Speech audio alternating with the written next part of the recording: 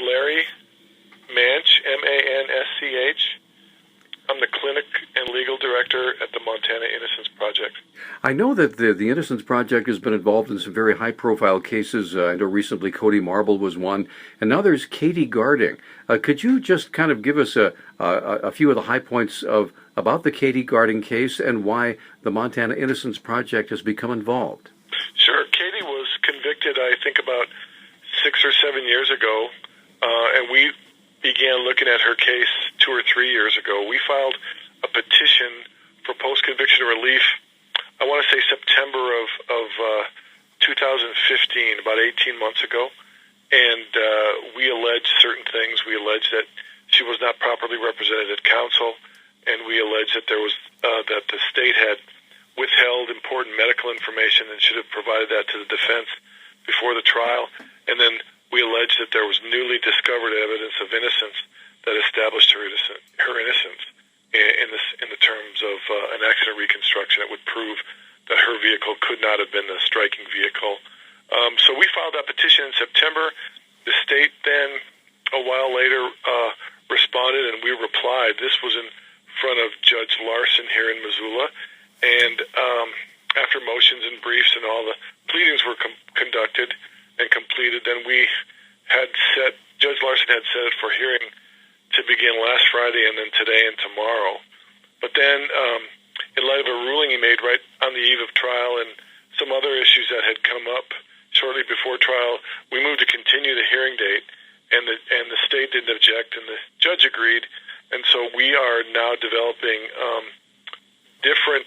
additional evidence of innocence to prove that Katie was wrongfully convicted. And when will you be able to present that, Larry?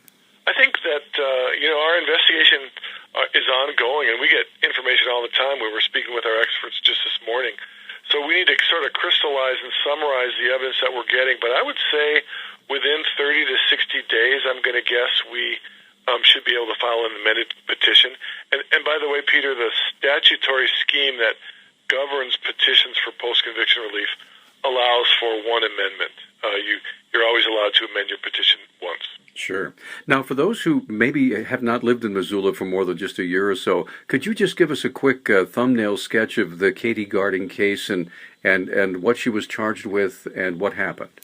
Sure. I want to say it was New Year's Eve of I believe it was 2008. I could be wrong there, but a young man named Bronson Parsons was walking along the road out in East Missoula and was struck from behind by a hit-and-run driver, and unfortunately he was killed. There was another person he was walking with that was an eyewitness to this, and it was that last call time. It was 1:30 or so on New Year's Eve. The people that saw or thought they saw described a dark-colored SUV as the striking vehicle. And the next morning, Katie Garding, who owns a Chevy Blazer, an SUV, she was stopped right out by the scene of the accident, and the highway patrolman looked at her vehicle, saw there was no damage at all to it, and let her go. But her boyfriend, who was with her at the time, there was a warrant for his arrest from another state, so he was picked up. A while later, about a year later, that person came back to Missoula on another charge, and what we call snitch testimony. He made a deal with the prosecutors to get a light sentence for himself if he would testify, and then he, for the first time, told the story that he had been a passenger in Katie Garding's vehicle, had been the striking vehicle. And in the meantime, the case had gone cold, and there were really no other leads or that were followed up on that resulted in charges. So they went to trial, and on the basis of the snitch testimony, Katie was convicted. There was no damage to Katie's vehicle, and significantly, Peter, there was no accident reconstruction that was conducted based on the scene and the evidence, and most importantly of all that evidence was what they call the throw distance.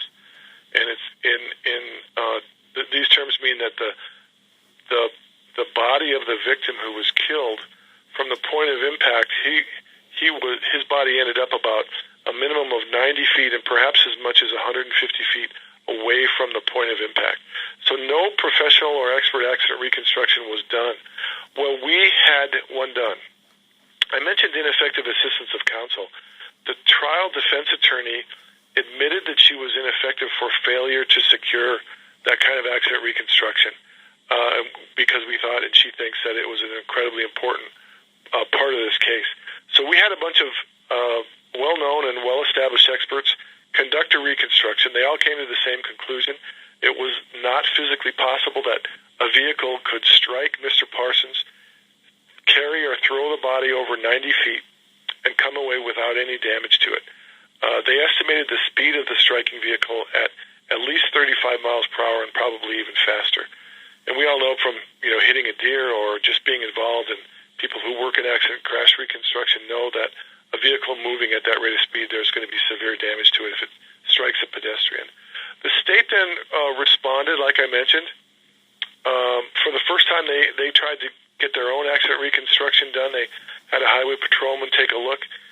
He came up with another scenario, another possibility to explain the accident, and it's worth pointing out that his explanation differed from the explanation that was presented by the officers who initially investigated the crime back in when the accident first occurred.